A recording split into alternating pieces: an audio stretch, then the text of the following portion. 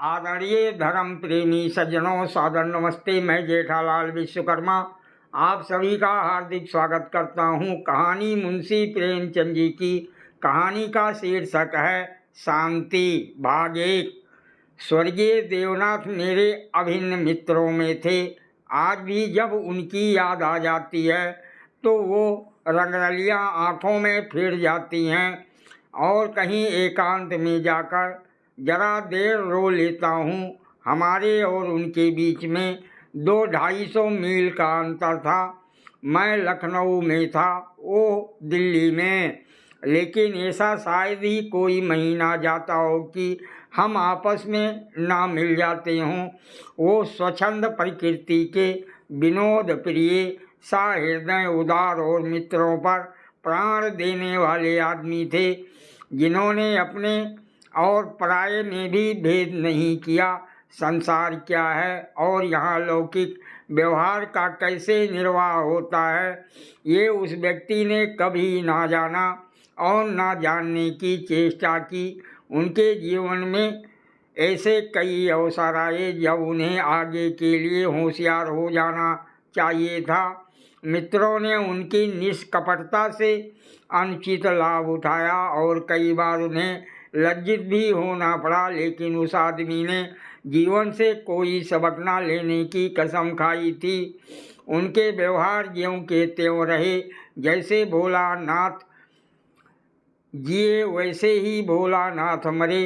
जिस दुनिया में वो रहते थे वो निराली दुनिया थी, जिसमें संदेह, चालाकी और कपट के लिए स्थान ना था।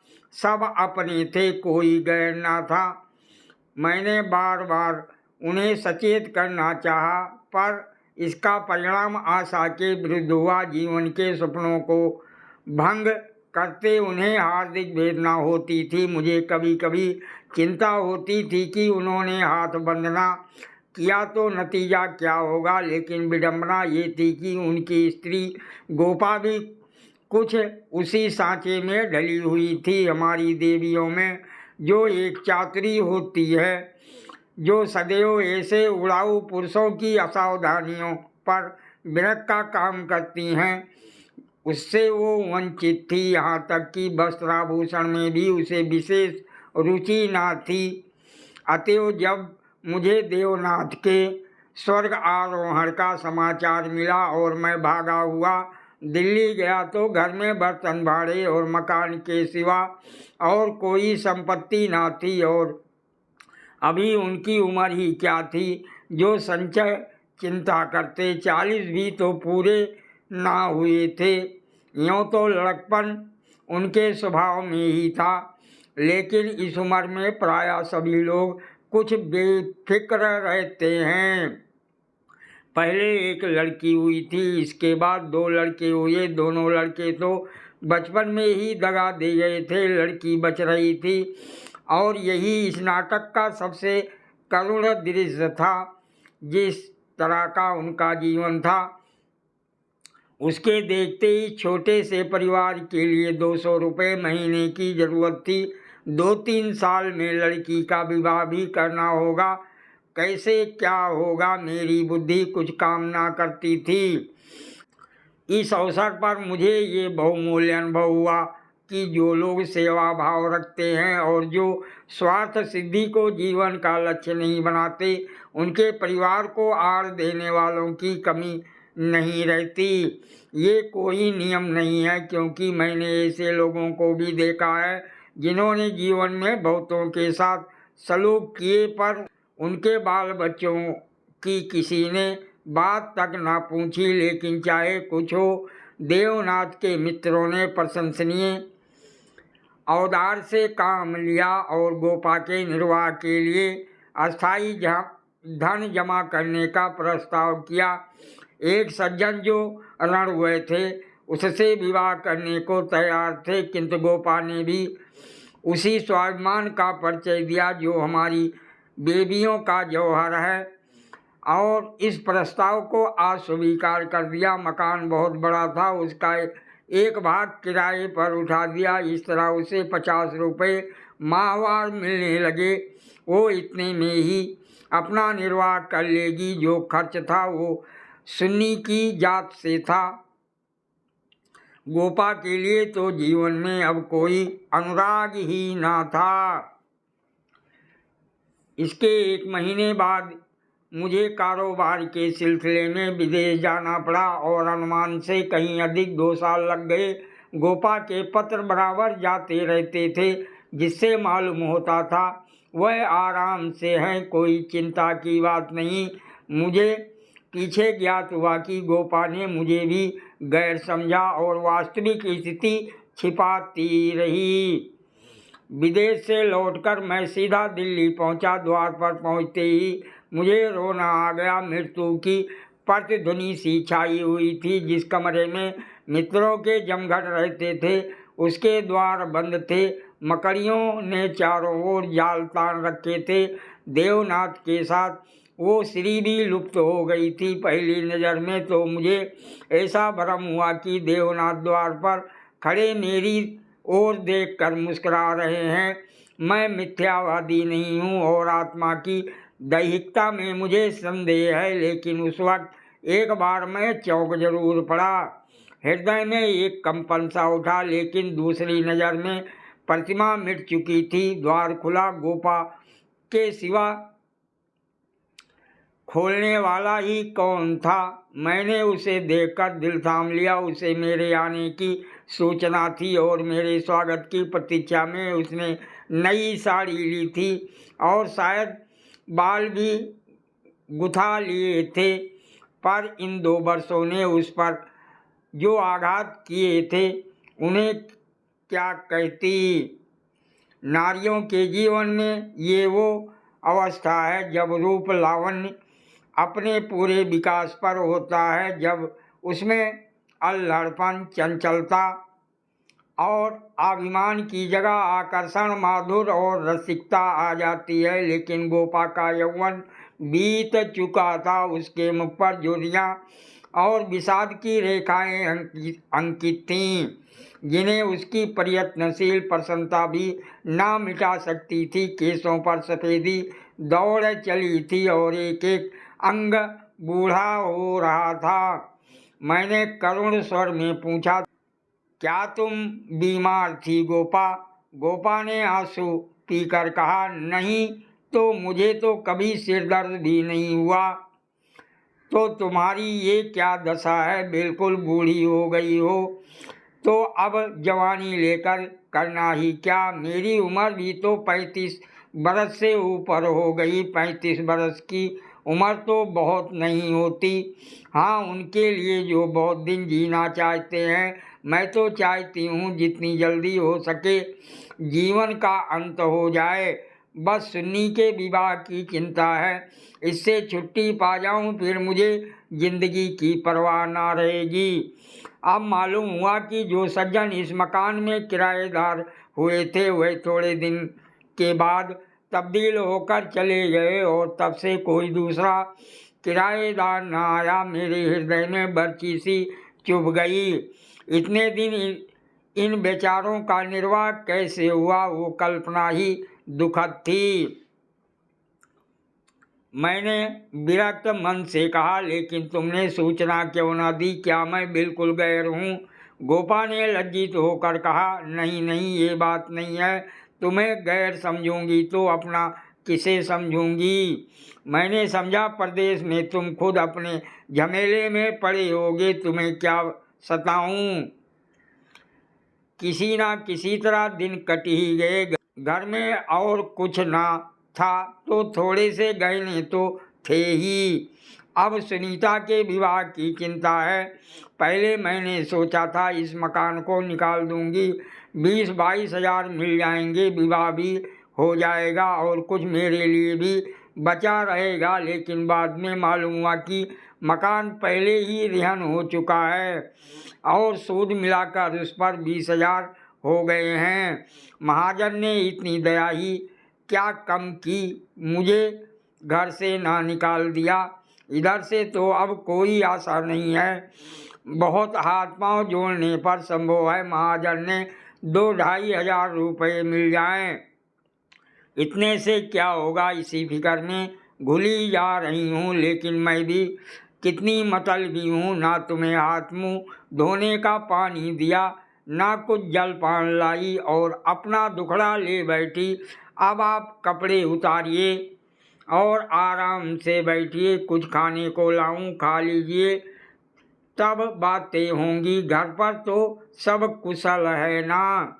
मैंने कहा, मैं तो सीधा मुंबई से आ रहा हूँ, घर कहाँ गया? गोपा ने मुझे तिरस्कार भरी आंखों से देखा, पर उस तिरस्कार की आड़ में घनिष्ठ आत्मीयता बैठी झांक रही थी। मुझे ऐसा जान पड़ा उसके मुख की झुर्रियाँ मिट गई हैं। पीछे मुख पर हल्की सी लाली दौड़ गई। उसने कहा, इसका फल ये होगा कि तुम्हारी देवी जी तुम्हें कभी यहाँ ना आने देंगी। मैं किसी का गुलाम नहीं हूँ। किसी को अपना गुलाम बनाने के लिए पहले खुद ही उसका गुलाम बनना पड़ता है। शीतकाल की संध्या देखते देखते दीपक जलाने लगी। सुन्नी लालटेन लेकर कमरे में आई। 2 साल पहले की अबोध और कृष्णतनु बालिका रूपवती युवती हो गई थी, जिसकी हर एक चितवन, हर एक बात उसकी गौरवशाली प्रकृति का पता दे रही थी। जिसे मैं गोद में उठाकर प्यार करता था, उसकी तरफ आंखें ना उठा सका, और वो जो मेरे गले से लिपटकर प्रसन्न होती थी, आज मेरे सामने खड़ी भी ना हो सकी। जैसे मुझसे कोई वस्तु छिपाना चाहती है और जैसे मैं उसे उस वस्तु के छिपाने का अवसर दे रहा हूँ। मैंने पूछा, अब तुम किस दर्जे में पहुँची सुन्नी? उसने सिर झुकाए हुए जवाब दिया, 10वीं में हूँ। घर का भी कुछ काम काज करती हो क्या? अम्मा जब करने भी दे। गोपा बोली, मैं नहीं करने देती या खुद किसी काम के नज़दीक नहीं जाती। सुन्नी मुँह फेर कर हंसती हुई चली गई। माँ की दुलारी लड़की थी। जिस दिन वो गृहस्थी का काम करती, उस दिन शायद गोपा रो रो कर आंखें फोड़ लेती। वो खुद लड़की को कोई काम ना करने देती थी, मगर सबसे शिकायत करती थी कि वो कोई काम करती। ये शिकायत भी उसके प्यार का ही एक करिश्मा था। हमारी मर्यादा हमारे बाद भी जीवित रहती है। मैं भोजन करके लेटा तो गोपा ने फिर सुन्नी के विवाह की तैयारियों की चर्चा छेड़ दी। इसके सिवा उसके पास बात ही क्या थी? लड़के तो बहुत मिलते हैं, लेकिन कुछ हैसियत भी तो हो। लड़की को ये सोचने का अवसर क्यों मिले कि दादा होते तो शायद मेरे लिए इससे अच्छा घर भर ढूंढते। फिर गोपा ने डरते डरते लाला मदारी लाल के लड़के का जिक्र किया। मैंने चकित होकर उसकी ओर देखा। लाला मदारी लाल पहले इंजीनियर थे, अब पेंशन पाते थे, लाखों रुपए जमा कर लिए थे, पर अब तक उनके लोभ की प्यास ना बुझी थी। गोपा ने घर भी वो छाटा जहाँ उसकी रसाई कठिन थी। मैंने आपत्ति की, मदारी लाल तो बड़ा दुर्जन मनुष्य है। गोपा ने दांतों तले जीभ दबा कर कहा, अरे नहीं भैया, तुमने उन्हें पहचाना ना होगा। मेरे ऊपर बड़े दयालु हैं, कभी कभी आकर कुशल समाचार पूछ जाते हैं। लड़का ऐसा होनहार है, मैं तुमसे क्या कहूँ। फिर उनके यहाँ कमी किस बात की है? ये ठीक है कि वो खूब रिश्वत लेते थे, लेकिन यहाँ धर्मात्मा कौन है? कौन अवसर पाकर जाने देता है? मदारी लाल ने तो यहाँ तक कह दिया था कि वो मुझसे दहेज नहीं चाहते, केवल कन्या चाहते हैं। सुन्नी उनके मन में बैठ गई है। मुझे गोपा की सरलता पर दया आई, लेकिन मैंने सोचा, क्यों इसके मन में किसी के प्रति अविश्वास उत्पन्न करूं? संभव है मदारी लाल वो ना रहे हों।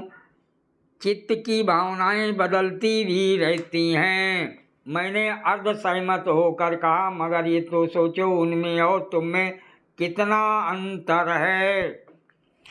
तुम शायद अपना सर्वस्व अर्पण करके भी उनका मुंह सीधा ना कर सको, लेकिन गोपा के मन में बात जम गई थी। सुन्नी को वो ऐसे घर में ब्याहना चाहती थी जहाँ वो रानी बनकर रहे।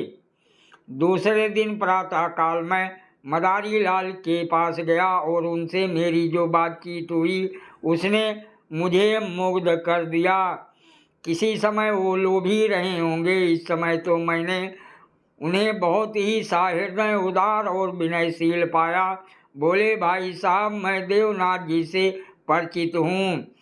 आदमियों में रतन थे, उनकी लड़की मेरे घर में आए, ये मेरा सौभाग्य है। आप उनकी माँ से कह दें, मदारी लाल उनसे किसी चीज़ की इच्छा नहीं रखता। ईश्वर का दिया हुआ मेरे घर में सब कुछ है। मैं उन्हें जेर बार नहीं करना चाहता। मेरे दिल का बोझ उतर गया। हम सुनी सुनाई बातों से दूसरों के संबंध में कैसी मिथ्या धारणा कर लिया करते हैं, इसका बड़ा शुभ अनुभव हुआ। मैंने आकर गोपा को बधाई दी। ये निश्चय हुआ कि गर्मियों में विवाह कर दिया जाए। वह 4 महीने गोपा ने विवाह की तैयारियों में काटे। मैं महीने में एक बार अवश्य उससे मिल आता था, पर हर बार खिन्न होकर लौटता। गोपा ने अपनी कुल मर्यादा का ना जाने कितना महान आदर्श अपने सामने रख लिया था। पगली उस भ्रम में पड़ी हुई थी। उसका ये उत्साह नगर में अपनी यादगार छोड़ जाएगा, ये ना जानती थी कि यहाँ ऐसे तमाशे रोज होते हैं और आए दिन भुला दिए जाते हैं। शायद वो संसार से ये श्रेय लेना चाहती थी कि इस गई बीती दशा में भी लेटा हुआ हाथी 9 लाख का है। पग पग पर उसे देवनाथ की याद आती। वो होते तो ये काम यूँ ना होता, यूँ होता और तब रोती। मदारी लाल सज्जन हैं, ये सत्य है, लेकिन गोपा का अपनी कन्या के प्रति भी तो कुछ धर्म है। कौन उसके 10-5 लड़कियां बैठी हुई हैं, वो तो दिल खोलकर अरमान निकालेगी। सुन्नी के लिए उसने जितने गहने और जोड़े बनवाए थे, उन्हें देखकर मुझे आश्चर्य होता था। जब देखो कुछ ना कुछ सी रही है, कभी सुनारों की दुकान पर बैठी हुई, कभी मेहमानों के आदर सत्कार का आयोजन कर रही है। मोहल्ले में ऐसा बिरला ही कोई संपन्न मनुष्य होगा जिससे उसने कुछ कर्ज ना लिया हो। वो इसे कर्ज समझती थी, देने वाले दान समझकर देते थे।